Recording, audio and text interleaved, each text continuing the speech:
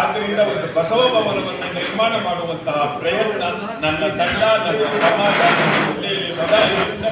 ಆ ಕೆಲಸವನ್ನು ನನ್ನ ಅವಧಿಯಲ್ಲಿ ಮಾಡುವುದು.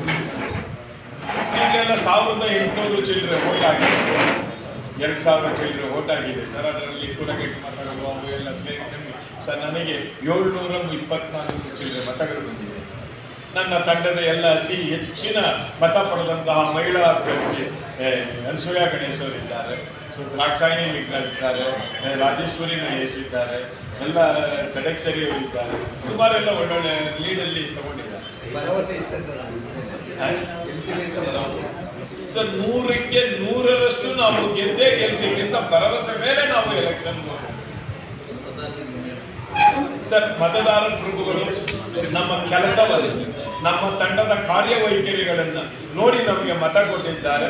ಅವರ ಆಸೆಯನ್ನ ನಿರಾಸೆ ಮಾಡದೆ ಸಮಾಜಕ್ಕೆ ಏನ್ ಬೇಕು ಆ ಕೆಲಸವನ್ನ ಮಾಡೇ ಮಾಡ್ತಾರೆ ಸರ್. ಪ್ರಜಾಪ್ರಭುತ್ವದಲ್ಲಿ ಏನಾದರೂ ಚುನಾವಣೆ ನಡೆಯುವಾಗ ಏನಾದ್ರು ಹೆಚ್ಚು ಕಮ್ಮಿ ಆಗಿದೆ ಅಂದ್ರೆ ಮಾತ್ರ ಕೋರ್ಟ್ಗೆ ಹೋಗ್ಲಿಕ್ಕೆ ಅವಕಾಶವಿರುತ್ತೆ ಹೊರತು ಚುನಾವಣಾ ಅಧಿಕಾರಿಗಳು ಕರೆಕ್ಟಾಗಿ ಮಾಡಿಕೊಟ್ಟಿದ್ದಾರೆ. ಅದರಲ್ಲಿ ಯಾವ ರೀತಿಯಾಗಿ ಹೋಗ್ತಾರೆ ಅದು ನನಗೆ ಗೊತ್ತಾರೆ. ಚುನಾವಣೆಯಲ್ಲಿ ಯಾವ ವಿಧವಾದ ತೊಂದರೆಯೂ ಇಲ್ಲ. ಏನಾಗಿದೆ ಪ್ರಭುತ್ವದಲ್ಲಿ ಅವರಿಗೆ ಹೋಗ್ಲಿಕ್ಕೆ ಅಧಿಕಾರ ಇದೆ, ಮರು ಎಣಿಕೆ ಆದರೂ ಅಷ್ಟೇ ಬರುತ್ತೆ. ಯಾಕೆಂದ್ರೆ ಚುನಾವಣಾಧಿಕಾರಿಗಳು ಏನೋ ನನಗೆ ಬಸವರಾಜು ತಂಡದವರು ಇದ್ದಾರೆ ಅವರು ಮಾತ್ರ ಜಾಸ್ತಿ ಮಾಡಬೇಕು ಅಥವಾ ಆಪೋಸಿಷನ್ ತಂಡ ಇದೆ ಅವರಿಗೆ ಕಮ್ಮಿ ಮಾಡಬೇಕು ಅನ್ನೋ ಅಭಿಪ್ರಾಯದಲ್ಲಿ ಅವರು ಚುನಾವಣೆ ನಡೆಸಿದ್ದಾರೆ. ಅವರು ಕಾಯ ವಾಚ ಮನಸ್ಸ ಕರೆಕ್ಟ್ ಆಗಿ ಚುನಾವಣೆ ನಡೆಸಿ ನನಗೆ ಕೊಟ್ಟಿದ್ದಾರೆ. ಅದನ್ನ ನಾನು ಅಕ್ರಮ ಅಂತ ಹೇಳಲಿಕ್ಕಾಗಲ್ಲ. ಸದಸ್ಯರುಗಳು ಬಂದು ವೋಟ್ ಹಾಕಿದ್ದಾರೆ, ಅದನ್ನು ಅಕ್ರಮ ಅಂತ ನಾವು ಭಾವಿಸ್ಲಿಕ್ಕಾಗಲ್ಲ. ಬಾಗಿಲು ಕ್ಲೋಸ್ ಮಾಡ್ಲಿಕ್ಕೆ ಕಾರಣಗಳೇನು ಅಂತ ಹೇಳಿದಾಗ ಜನ ರಸ್ ಜಾಸ್ತಿ ಆಯ್ತು ಸರ್. ಕ್ಯೂ ಜಾಸ್ತಿ ನಿಂತಿದ್ದಾಗ ಏನ್ ಮಾಡಿದ್ರು ಅಂತ ಹೇಳಿದ್ರೆ ಒಳಗಡೆ ಒಂದೇ ಸಾರಿ ಹೋಗಿ ಒಬ್ಬರಿಂದ ನಿಂತ್ಕೊಂಡ್ರೆ ಮತದಾನ ಮಾಡುವಂತಹ ಹಕ್ಕು ಕಳ್ಕೊಳ್ತಾರೆ ಅಂತ ಹೇಳಿ ನಾನು ಮತದಾನ ಮಾಡ್ತಿದ್ರೆ ಇನ್ನೊಬ್ಬ ಬಂದು ಹಿಡಿದು ನೋಡ್ಬೋದಾಗಿ ಆ ಉದ್ದೇಶದಿಂದ ಬಾಗಿಲನ್ನ ಬಂದ್ ಮಾಡಿ 5 ಜನ ಆದ್ಮೇಲೆ ಕ್ಲೋಸ್ ಮಾಡಿ ಮತದಾನವನ್ನು ಮಾಡಿಸಿದ್ದಾರೆ ಹೊರತು ಯಾವ ವಿಧವಾದ ಅಕ್ರಮಗಳು ನಡೆದಿಲ್ಲ. ಪ್ರಜಾಪ್ರಭುತ್ವದಲ್ಲಿ ಮತದಾನ ಮಾಡಬೇಕಾದ್ರೆ ಯಾವ ಅಭ್ಯರ್ಥಿಗಳು ಬೇಕಾದ್ರೆ ಹೋಗ್ತಾ ಇರ್ಬೋದು, ಬರ್ತಾ ಇರ್ಬೋದು, ನೋಡ್ಬೋದು. ಅದಕ್ಕೆ ಅವಕಾಶ ಇದ್ದೇ ಇದೆ. ಏನಾದ್ರು ಆಗಿದ್ರೆ ಅದನ್ನ ಚುನಾವಣಾಧಿಕಾರಿಗಳಿರ್ತಾರೆ, ಅದನ್ನ ಮಾಡಿರ್ತಾರೆ. ಕಲ್ಪನೆಯಲ್ಲಿ ಆರಂಭ ಮಾಡ್ತಾರೆ. ಇಲ್ಲಿ ಉಪಚುನಾವಣಾಧಿಕಾರಿಗಳಿರ್ತಾರೆ ಸರ್. ಮೇನ್ ಚುನಾವಣಾಧಿಕಾರಿ ಬ್ಯಾಂಗ್ಳೂರಲ್ಲಿ ಇರ್ತಾರೆ sir. Retired IAS officer cooperative ಒಬ್ಬರನ್ನ ಮಾಡಿರ್ತಾರೆ. ಅವ್ರ ಗೈಡ್ ಲೈನ್ಸ್ ಮೇಲೆ ಕೊಡ್ತಾರೆ ಸರ್.